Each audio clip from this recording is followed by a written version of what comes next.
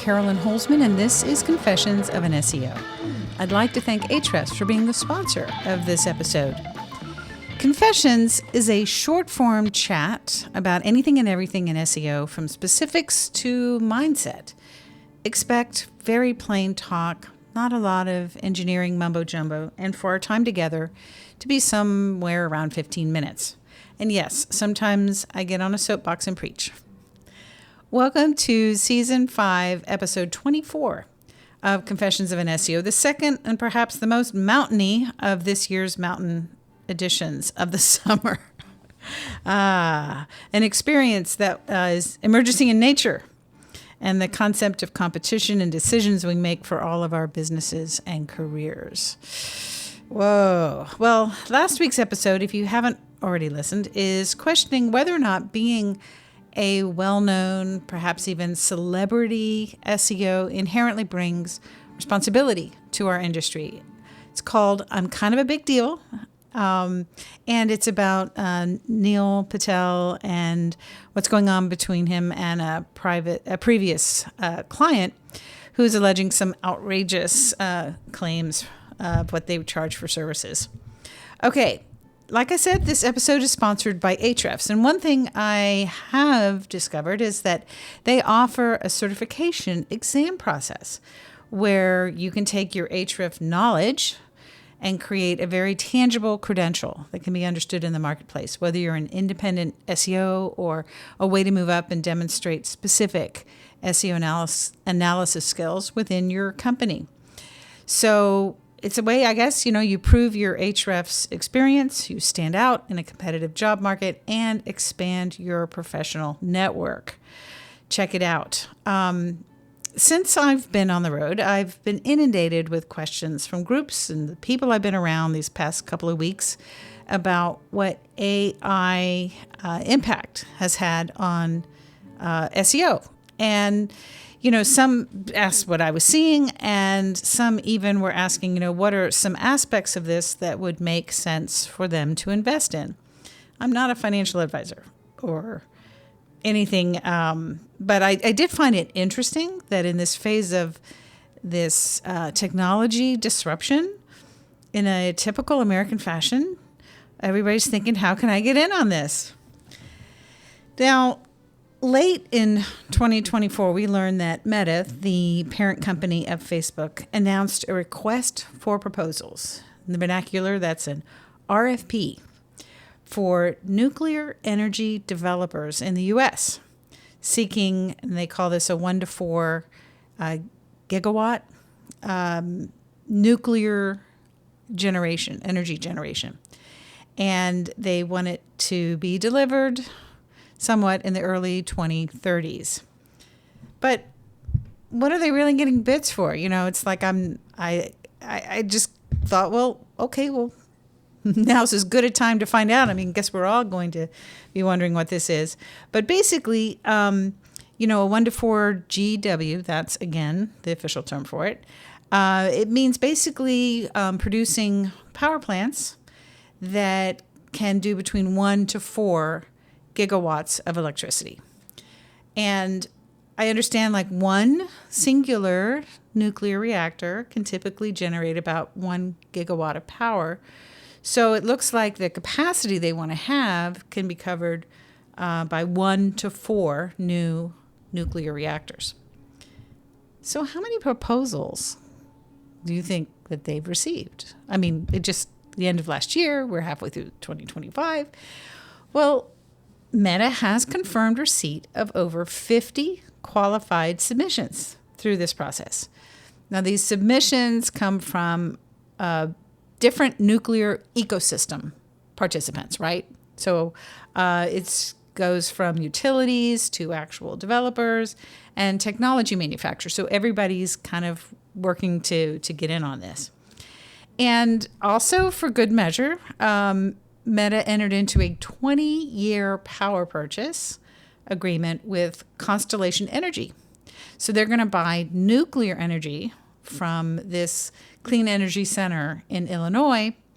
And I'm guessing that's kind of like to smooth the ride, smooth the transition, and when they start to actually generate their own. Here's a question.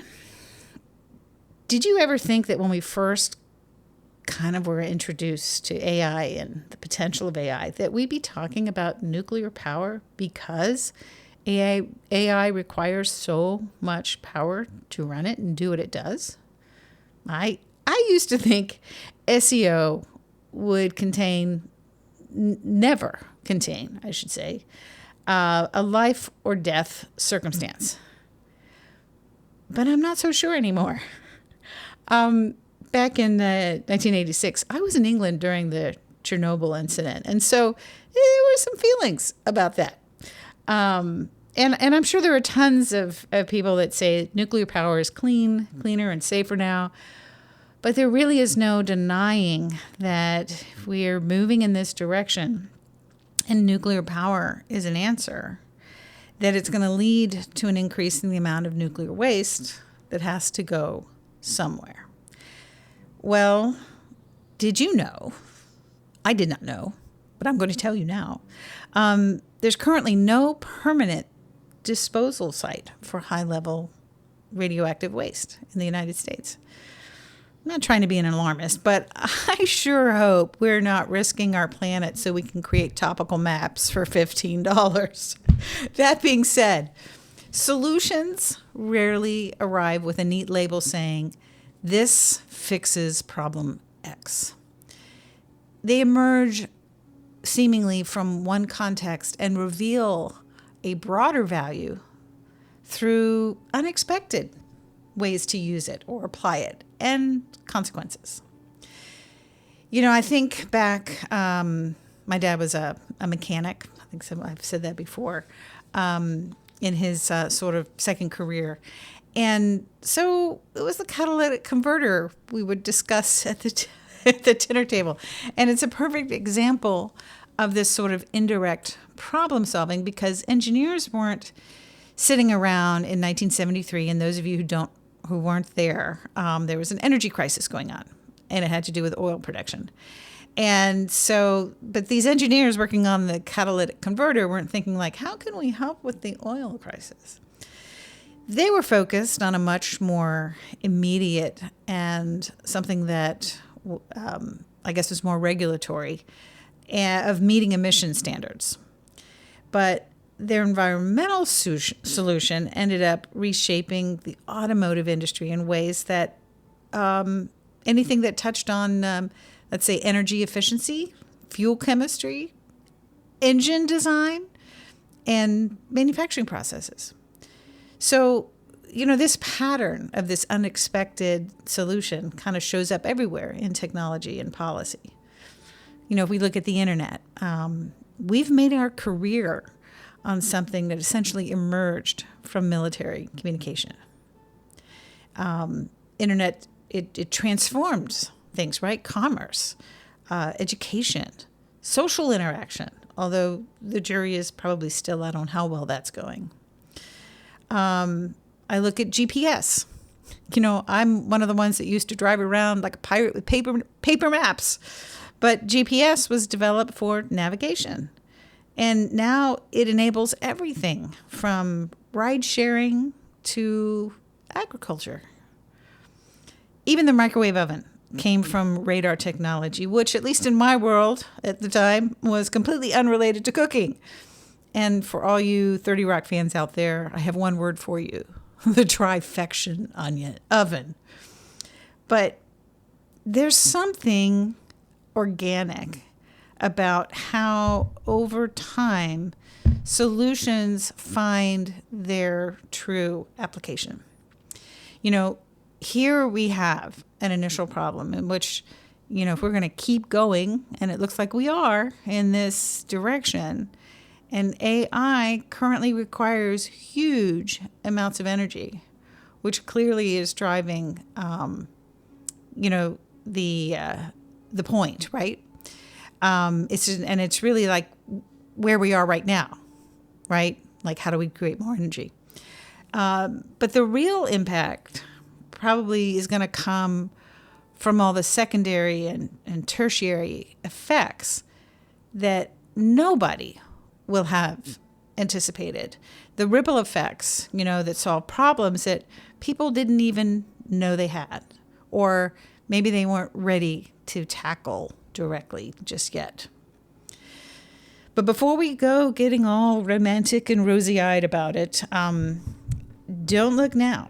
There is an opinion article I found in Scientific America. And the question is pretty much, they say there's a 10% possibility that AI could wipe out human life. I'm sorry, I'm not making this up. It turns out it is very hard, though.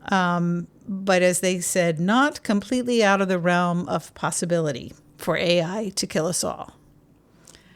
I feel so much better, don't you? Well, that's it for me this week. Thank you for being a listener. If you have questions about today's topic, you can reach out and text your question to Confessions at 512-222-3132. Thank you for Ahrefs for being the sponsor of this episode. Check out the link in the description and take a look at what it takes to be certified in Ahrefs. If you've got pages disappearing in Search Console, you might need a fresh take on why things are happening. So reach out to me either on Facebook or LinkedIn. My indexing platform is called Indexilla. You can get content and backlinks into Google and Bing, and you can find it at indexilla.io. My indexation research project called Crawl or No Crawl is on Substack, and this summer we're going to complete 4 full years of daily indexation testing. As a sustaining member at $18 a month, you will receive almost daily status reports to answer the question, is it me or is indexing off today? Thank you for listening, and until next week, I'll see you in the SERPs.